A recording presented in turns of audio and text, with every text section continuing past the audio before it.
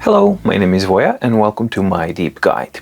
Today in this video I would like to talk a little bit more and give you some updates about the Reinkstone R1 Kickstarter and Indiegogo project that was all the thing and all the rage for a really short period of time in the summer of 2021, and a little bit of an update from the other device that's also similar to it, which is called TopJoy Butterfly. So what's specific about these devices is that they are using a different type of a screen technology, which is not backlit, it's not a traditional design, but it's also not e-ink. It's using DES panels. And a lot of people were enticed with the promise, but when I was actually doing the coverage of the Reinkstone R1, I expressed a lot of caution and a lot of doubt that this will ever actually get done in time that they said, because things simply didn't add up. Plus, more you dug into the whole thing, more things were kind of popping out of the shadows, so it was not a good story. They got over 2,000 people backing them. I'm not one of the backers. This is something that I don't have any confidence in, and I still have even less confidence. I mean, it's just confirming now my doubts that I had from half a year ago.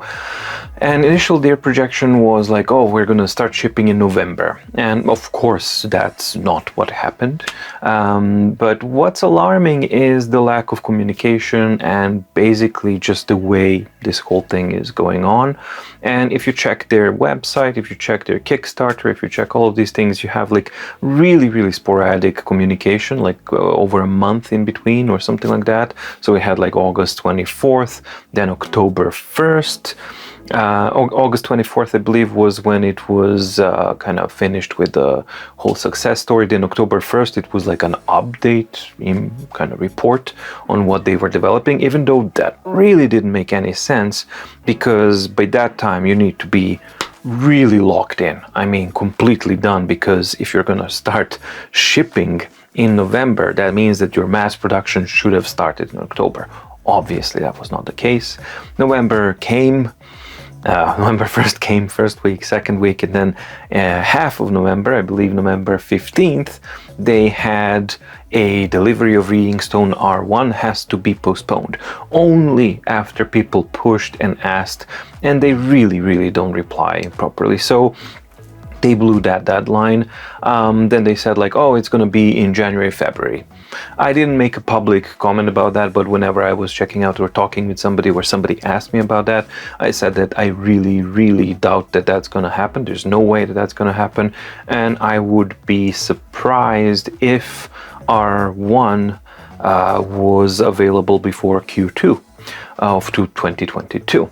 And sure enough, January went, or now it's already almost gone. So their prediction that it's going to start shipping in January, of course it's now gone. And again, a couple of days ago, we have yet another exactly the same message, which is delivery of R1 has to be postponed until March.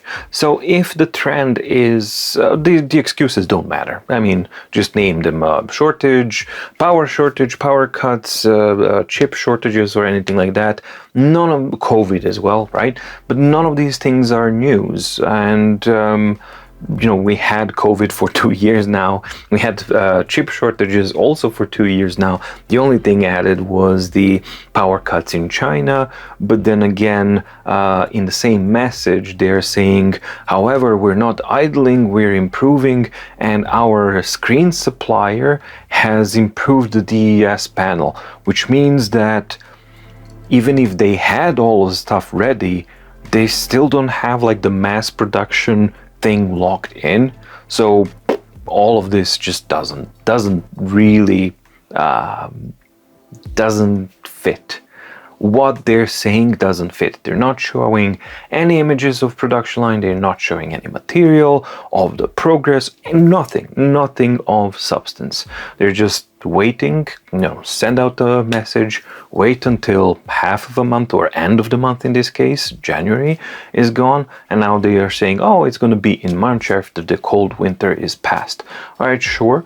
But following this trend, this means that mid to end March, we're gonna have another message from our Reinkstone R1 with yet another delivery delay that I believe is pretty much inevitable, because if you are still talking about changing the technology that you're gonna use, different panels in your devices now on January 26th, 7th, whatever it is, that means that you don't have your mass production locked in. And that means that you cannot produce and start delivering in March. It's just not possible. So that's not going to happen. And it looks like that the earliest possible thing that the backers from Reinkstone R1 might look forward to is in Q2 of 2022, and that's if they keep on track. But the March thing, don't count on it. That's not going to happen.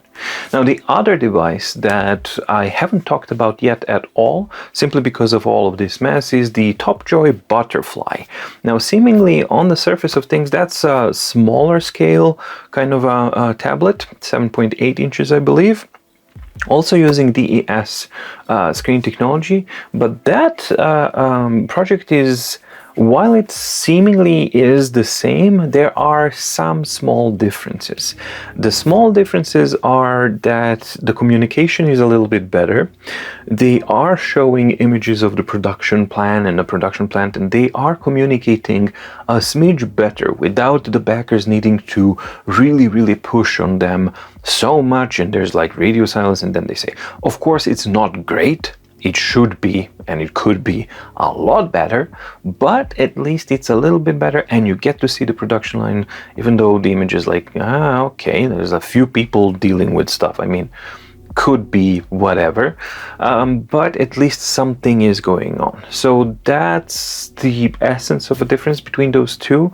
Other than that, both are delayed, so if this one has been postponed, I'm expecting that TopJoy Butterfly is also going to say, hey, we're going to be postponed as well, because they're dealing with the same problems that are there, and obviously similar type of things. But for all intents and purposes, it looks like at the moment, if you're looking at the Reinkstone R1 or Reinkstone R1 and TopJoy Butterfly, it looks like Butterfly is a little bit further along the line, because they seem to have the production line in place. They seem to be doing packaging, production of models and stuff. They just it seems that they're not able to produce as much as they wanted to because of the reasons, but it seems like the production has started, whereas in the Reinkstone R1 we don't have any of those things. Instead, they're talking about changing panels, which needs a little bit of a silly thing to do. Naturally, the backers for Reinkstone R1 are becoming disgruntled. Unfortunately, this is not news. This is unfortunately not surprising at all. And this is something that I try to warn people to kind of keep in mind, that this stuff happens with the Kickstarter, and this stuff definitely happens with the company that's associated with, the parent company or the umbrella company, such as the Reinkstone is associated with. I believe they were called Joe Tech or something. You can see my earlier videos and then you'll see. So if you are a Reinkstone R1 backer, okay, you're brave. I hope that you get your device, but don't expect it to arrive in March. Expect it more in May or further forward, and that's the best case scenario. There's absolutely zero guarantee that that's gonna happen, and as far as I at least see it, that's the earliest possible time where that might happen is May, but it's much more likely that it's going to be more delays as well. If you are a backer of the TopJoy Butterfly, the situation there looks a little bit better, because we do have confirmations of the production line and units being produced, but it's also been delayed. But it looks like it might hit reach some of the customers at an maybe earlier date than the Reinkstone R1. That's at least how I see this whole situation, and I just wanted to kind of address it because I often do get the questions on that on comments or emails and things like that, so I thought it was a good idea to kind of just refresh this whole story. As far as the Reinkstone R1 or either of these devices, I'm not really terribly excited about either of them. Even if they do come out, they're already being dated.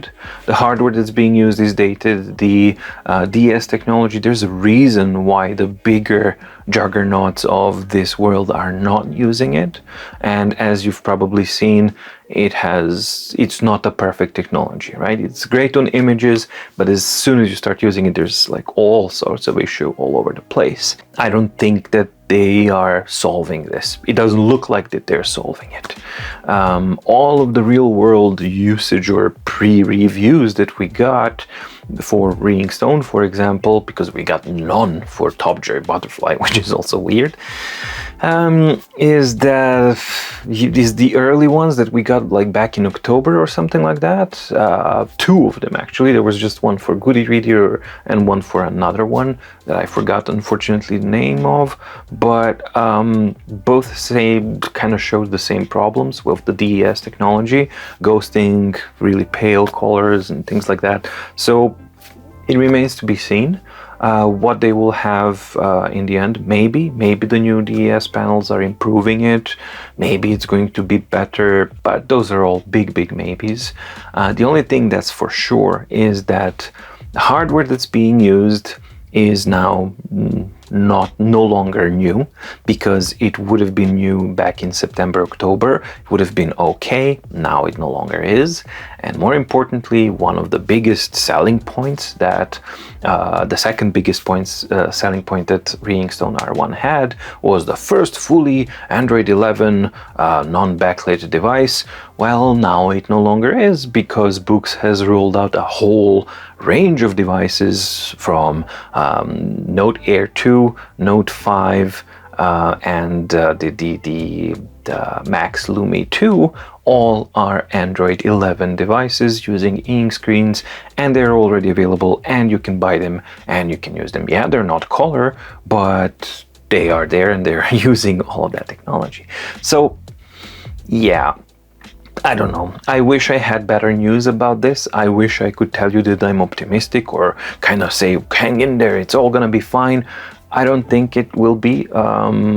At best, I haven't seen anything that's going to signal that even when they do manage to release, I'm primarily thinking about the Reinkstone R1, I don't think that even when they manage to release something, that it's going to be good. At best, it should be functional, but what we've seen, and that's just hardware side of things, and then we're talking about the whole user experience side of things, and I don't see that happening, because their communication and the way they're presenting this just doesn't seem good. So yeah, those are my 2 cents. And as I said, for the sake of all of the backers who are backing either of the 2 projects, I hope that you get what you're expecting, and I hope that you get it soon. But don't get your hopes up that this is gonna happen in March. I don't think it will. I think May is and the summer is more realistic than the spring of 2022. I hope you liked the video. If you did, please like and subscribe and ding the notification bell down below to get notified when new videos come out on My Deep Guide.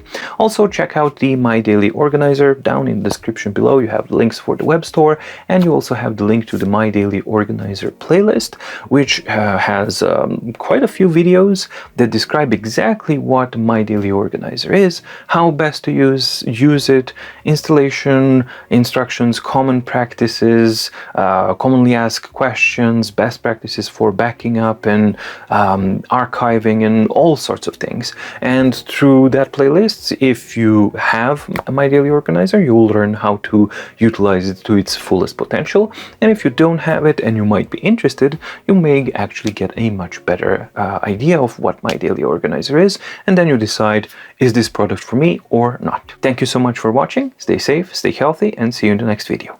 Bye!